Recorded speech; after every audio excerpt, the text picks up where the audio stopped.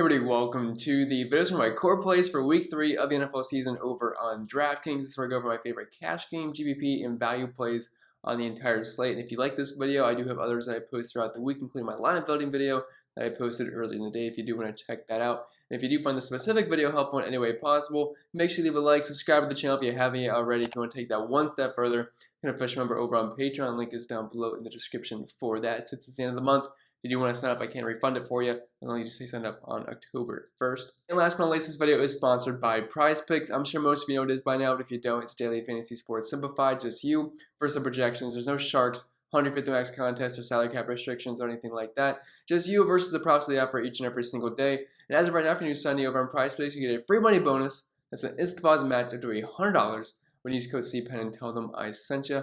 I think it'll be it for the plugs for the most part, so without further ado, let's dive into today's video. And starting us off with core play number 1 in cash games, we have the man Cooper Kupp at $1,600, who I am personally projecting to be the highest owned player, not only at his position, but on the entire slate right now. I don't think anyone's ignoring what Cooper Kupp has done through the first 2 weeks. Nearly 40 points last week, over 100 yards, got into the end zone. Nearly 30 points the week before that in week 1, and he's had nearly 20 targets, 8 catches per game. He is absolutely crushing it. Ever since they brought Matthew Stafford in, he has been fully unleashed, and Cooper Kupp looks like he is hitting his ceiling this season, or at the very least leveling up. I mean, the connection is certainly there, breakfast, brunch buddies, whatever you want to call it, but he leads the league right now with over a 38% target share, 83% weighted opportunity share, and over a 36% market share of the team's air yards. And plus, I just love this game environment overall. This game features a 55.5 point over-under, which is tied for the highest on the entire slate, and only a 1-point spread, so it should be very back and forth, which I love out of my wide receivers. And it's a very easy game to stack as well. Both quarterbacks are in the 6K range. All the wide receivers are very cheap. Robert Woods is below 6K, Cooper Kupp's below 7K, and the 2 Tampa Bay wide receivers, assuming Antonio Brown's out, are both in the low 6K range. And the tight end for the Rams, Tyler Higbee's only $4,000. Van Jefferson, if you want to get nuts, he's dirt cheap. He could be a pivot off of the chalky KJ Osborne. So very easy game to stack, very good game environment. This is a good defense versus Tampa Bay secondary. They do have a solid defense, but more so versus the run. They are a pass funnel defense. They're allowing the second most points per game to fantasy wide receivers right now. So with the projected volume, the price tag, game environment, and just pretty much everything else, Cooper Kupp grades out as one of the absolute best plays in the entire slate. For tournaments, yes, he's going to be extremely chalky if you want to pivot to his teammate Robert Woods, who should have less ownership, or to someone else in his price range. I get it, but if you're playing cash games this week, don't overthink it. Try to get Cooper Kupp in your lineup.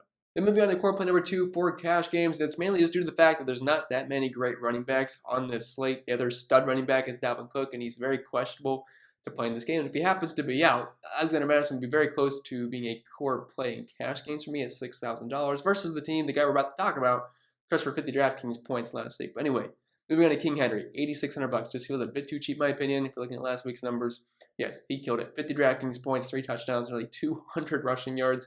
Had that nice long touchdown. Had a bad week 1, didn't have a great start to that game, but he definitely finished well. And when you can roster a guy that gets 35 carries and 6 targets, I mean, no one else is going to come close to that kind of volume. I'm not saying it's going to happen again, but I would be kind of shocked if we don't see over 30 total touches for Derrick Henry. Plus, he's being used in the passing game now. Something new. I mean, if you're going to start giving Derrick Henry work in the passing game, that's just kind of scary at only $8,600. 6 targets last week. Had 3 targets the week before that, averaging 4.5 targets per game right now with a 13.5% target share, which in the past we typically see Derrick Henry on a 5% target share. So if we're going to see him being used in the passing game like this all season long, it's kind of a scary thought for defenses. But I'll just take the volume king here, $8,600. This is a plus matchup versus the Colts due to the game environment.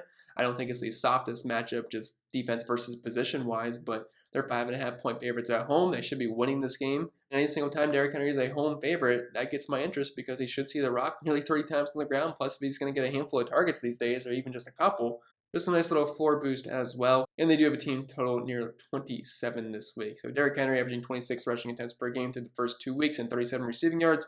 I would take the volume king all day in cash games. And plus, there's not really that many great running backs this week. So if you just want to take the safe option here, I say go for it. Probably the best route to go in cash games. Also will more than likely be the highest on running back as well. Moving on to core play number 3 here, we have Chris Godwin at $6,100. And this is definitely not because of the matchup. This is a brutal matchup versus the LA Rams. They do have a very, very solid defense, but sometimes you just kind of have to look past those things and look at the overall game environment and other things happening. Like, first off, AB is going to be out for this game due to COVID protocols, so that just opens the door for more opportunity for guys like Chris Godwin, Mike Evans, or even some of the other backup wide receivers for the Tampa Bay wide receivers. But I'm all about opportunity in DFS, and there's more opportunity now for Chris Godwin. I love this game environment. I love the entire stack of either team here. I like the Tampa Bay stack.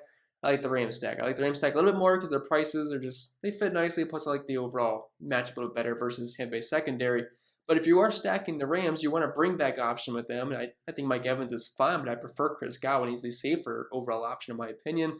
Boasting around a 23-24% target share this year. Has found the end zone in both games. And like I said, matchup is not very good here, but the same can be said for the Rams defense because Tom Brady has been killing it this season. 9 passing touchdowns for the first 2 weeks, killing it in the yards department. I don't think it's going to really stop here. So I expect the shootout. I want exposure to it. And Chris Godwin at this price tag, this feels way too cheap. And I'm currently projecting him to be the second highest owned wide receiver behind Cooper Kupp this weekend. So really good about these two in my cash game lineup, and plus they do correlate pretty well. Moving on to core play number 1 for GPPs, we have Austin Eckler at $7,200. So I'm hoping, truly hoping that it goes a little bit overlooked just due to the fact that so many people are going to try to jam in Derrick Henry, and everyone's playing Cooper Kupp, Chris Godwin. Maybe they're going to go expensive at quarterback with a guy like Lamar Jackson or Kyler Murray. So I'm hoping people can't afford Austin Eckler in their lineups, but there's a very strong chance he could end up being the overall RB1 on this entire slate. That might be a little bit far-fetched with a guy like Derrick Henry on the slate, but I think it's certainly possible. That's why I want to play him in GPPs because I'm loving the ceiling for Eckler. Obviously doesn't have quite the floor, but even then his floor is pretty high due to his opportunity in the passing game. I know he didn't have any work in the passing game in week 1, 0 targets, but he had 9 targets last week, which is more of what we should expect from Austin Eckler going forward. Probably going to see around 6 to 10 targets in this game. They do find themselves as 6.5-point dogs on the road in Arrowhead, so they should be throwing the ball quite a bit. And Austin Eckler is definitely going to be heavily involved in the passing game. Plus, this game features a 54.5 over-under, so it should be a very high-scoring affair. And this is a great matchup as a running back for Eckler. The Chiefs have been awful versus the run so far this year. They're at nearly 200 rushing yards per game. That's not all the running backs because they did play Lamar Jackson last week. He had over 100 rushing yards, so it's going to inflate the numbers a little bit. But they've also played 2 of the best running football teams in the league in the Cleveland Browns with Kareem Hunt, Nick Chubb, and Lamar Jackson, and then just the rushing attack from the Baltimore Ravens. So the numbers are going to be skewed a little bit, but even for the past couple of seasons, they haven't been that good of a rushing defense. And currently right now, they're allowing the 3rd most points per game to running backs, over 130 rushing yards per game, and they're dead last 32nd DVA versus the run. And also, they've allowed 2.42 yards before contact on defense. So I'm loving the spot for Austin Eckler, whether it be on the ground or through the air. I think the floor is very high and the ceiling is super high, depending on the work he gets in the passing game, which should be very high in a game script like this versus KC on the road. And moving on to core play number 2 in GPPs, we have a wide receiver in Hollywood Brown at $5,600 because I think a lot of people are going to be playing Lamar Jackson this weekend,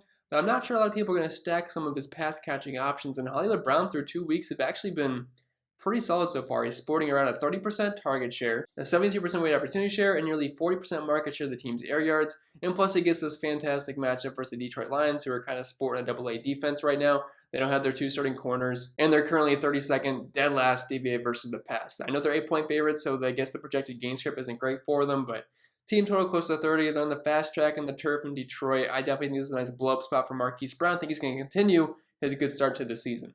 Moving on to core play number 3 here for GPPs, we have another wide receiver, Marvin Jones at $4,900, and it's mainly just due to the fact that the Jaguars are more than likely going to find themselves trailing once again in this game. And for the first 2 weeks, Marvin Jones has actually been very solid. He's seen around 20 total targets.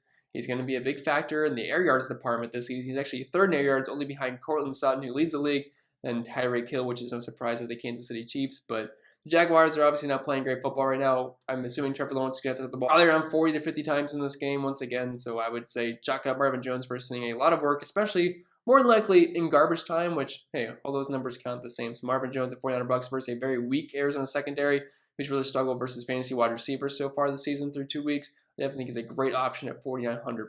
I know other people like him this week and he won't be forgotten about, but the way roster construction sets up this week, a lot of people are playing Chris Godwin and Cooper Kupp up top, and they're going to go with a cheap wide receiver who you're going to see in the next slide here. So Marvin Jones, I'm hoping gets overlooked a little bit, but if you are stacking up the Cardinals with Kyler Murray, DeAndre Hopkins, or whoever it may be, Rondale Moore, Marvin Jones makes for a great run back option in tournaments. Then moving on to one of my favorite value plays in the entire slate, whether it be for cash games or tournaments, but he makes some things work up top this weekend. It's KJ Osborne, wide receiver for the Minnesota Vikings, who's seen a good amount of opportunity relative to his price tag, only $3,500. A guy that's played 63% of the snaps last week. He's averaging 6 targets per game right now, close to a 20% target share. And he's like the one cheap option in this game that looks viable, because this game is pretty expensive. You have maybe Dalvin Cook, then you have Justin Jefferson, Adam Thielen, Tyler Lockett, DK Metcalf, Russell Wilson, and even Chris Carson. Like, this is a very expensive game stack, but it's a game I want to get exposure to. It does feature a 55.5-point over-under with only a 1-point spread, and they have a 26-point implied team total. So once you factor everything in, game environment, price tag, expected volume, and the matchup, it does seem like a very good value play. He actually projected as one of my best point per dollar wide receivers on the entire slate. But with that being said, guys, I think that'll be pretty much it But with that being said, guys, I think that'll be pretty much it. So I hope it was helpful, and if it was, make sure to leave a like, subscribe to the channel if you haven't already. If you want to take that one step further, kind of push member over on Patreon. Link is down below in the description for that. And don't forget, this video was sponsored by PrizePicks, just you versus projections. And as of right now, if you're new signing over there, you get a free money bonus. That's an instant deposit match up to $100 when you tell them I sent you. And if you like the players I just talked about, go bet their overs on PrizePicks, in addition to playing them on DraftKings to win double the money, because you get free money when you do sign up, so why not use it to your advantage? But I think that'll be pretty much it. I will stop rambling, and if you guys want to check out the other videos, just look at my post history and you can check those out.